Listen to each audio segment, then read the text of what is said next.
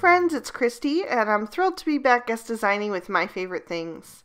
Today I'm going to be making a card using a couple of new sets. I'll be using the Friendly Raccoons and the Pure Innocence Sending Blessings stamp sets, and then I'll also be using the Fun and Frolic 6x6 pattern paper pad. I've stamped my images out with black licorice hybrid ink on some Copic friendly cardstock since I'm going to be coloring with Copic markers today.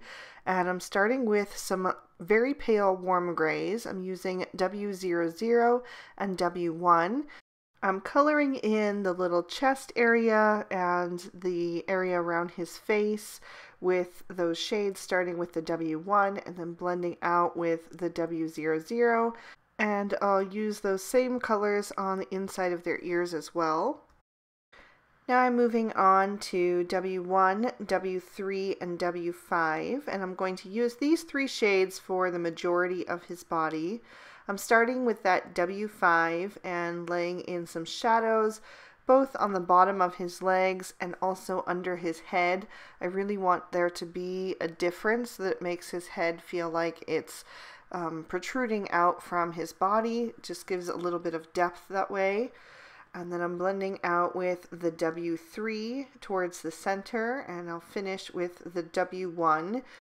I'm breaking him into sections since he is a little bit of a larger image, so I just focused on the body to begin with, and then I'm going to move on to his head. And for that, I'm going to add my shadows right on the bridge of his nose and also on the sides of his face. I want to accentuate that muzzle and make it look elongated, so that's why I'm adding some darkness there. And then I'm also want to just give his head that rounded appearance and make him look a little bit more three-dimensional. So that's why I'm adding my shading on both sides. So again, I just started with the W5, blended towards the center with the W3, and finished with the W1. I'm also going to use those same three shades to color in the stripes of his tail. So I skipped the first one and did every other down the tail. And this time I'm putting my shadows on the underside because that would be where there would be the most shadow. The sun wouldn't hit it there. For the black parts of the little raccoon, I'm using W5, W7, and W9. So you notice that the entire time I kind of kept the darkest shade of the previous set and made it my lightest shade for the next darkest section. So it's just going to help him look really consistent and natural. So I'm starting with that W9 and adding some on the little rings around his eyes and also to his paws, and then blending out with the W7, just using those two shades on his feet, but then I will come in with the W5 for the patches around his eyes because I don't want them to get too dark and have his eyes get lost. And then I'm also going to color the tail in the same way, just adding that W9 towards the bottom for the shadow, blending upward with that W7, and then I'll finish up with the W5 for my highlight. And as you can see, I'm doing the second raccoon off camera since I'm doing him exactly the same, just to save time in the video. I'm moving on to my trees, and by the way, this image could be either a tree or a mushroom. I've seen people use it as mushrooms on their cards, but I wanted to use it for a tree today. So I'm starting with the YG03 and blending up with the YG00. I'm also going to do one of my leaves to match with that same combination. Then I'm going to come back in with that YG03 and do some dot detail in the shadowed areas in that bottom left corner. And I'll also add in some YG05 and YG07. I want to do a fall scene for this card, and having that dot detail is going to create the appearance of some different colored leaves. So I wanted my trees to be transitioning colors. So my first one was kind of a green to a yellow. The second one here is going to be an orange to a yellow, so I'm using YR04 and Y17, and then I'm just really blending in that transition area. I did decide that I needed a third yellow, so I'm adding some Y15 as well up in that top right edge. And again, coloring one of the leaves to match. I'm going to do one leaf for every tree color combination. I'm going to come back in with the YR04 to start my dot detail, and then I'll also add in YR14 and YR18, which is going to give me that almost rusty toned color that is very common on trees in the fall. My last tree is going to be a deep red to orange gradient, sort of like a red maple. So I'm using YR09, R29, and R39. Started with the R39 in the bottom left, blending upward with the R29, and then the top part of that tree on the right is going to be the YR09. So even though I'm doing different colors and blending that transition, I'm choosing colors that have kind of the same undertone so that they work together.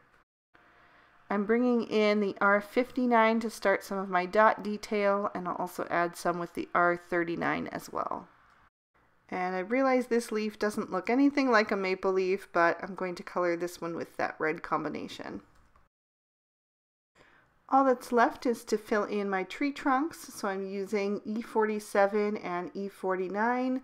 I put the shadow right up under the leaves and the foliage, and then blended down toward the base with the E47.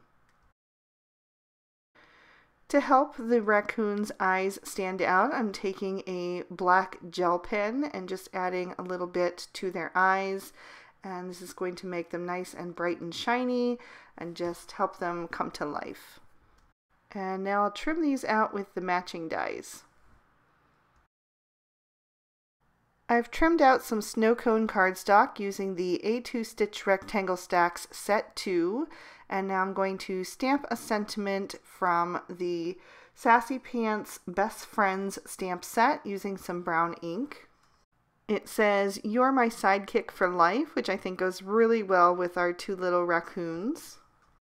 While I have my Misty out, I'm also going to stamp the inside of my card. I'm using the sentiment that says, "Isn't it amazing that we both have such an awesome friend?" and the third little raccoon and a little heart. I used the MFT Grassy Hills dies to cut out two grassy borders, and I'm going to adhere those to my card base, starting with the larger one in the dark green. I'm going to add that with some liquid glue flat to the card base. Then I'll take the lighter green hill and add that over top. And since things look darker the farther they are away, this is just going to create some depth and some distance in my scene. I'm going to begin adhering my images, starting with my red tree, and that is going to go over on the far right. I'm going to tuck it into that darker green grass border.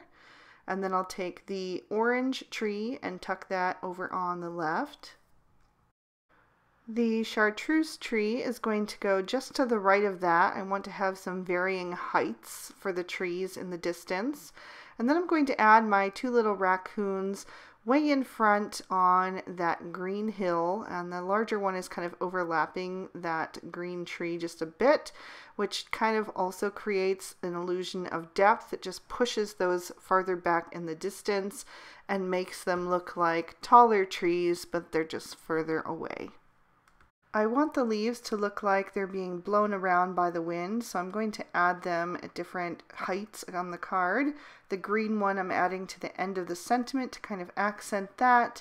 The red one is going to go right below the sentiment, and then the orange one I'm going to tuck into the grass as if it's gotten caught there.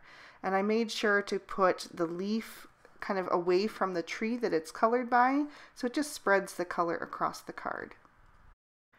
I've trimmed down my pattern paper with another one of the A2 Stitch Rectangle Stacks Set 2. This is the largest one in that set. The one that I used for the focal panel was the second largest. So it adds that nice stitching detail around the outside edge and also leaves just a little bit of a border for the card base to show through. I've added some foam tape to the back of my focal panel, so I'll just peel off the release papers and then line that up in the center and pop that down into place. And that is going to complete our card for today. I'll lift that up and give you another peek at the inside. And I hope you guys really enjoyed the September edition of Christy Gets Crafty with my favorite things.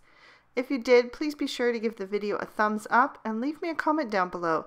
I love to read your feedback. Subscribe to My Favorite Things for more inspiring videos just like these here on screen. Bye-bye!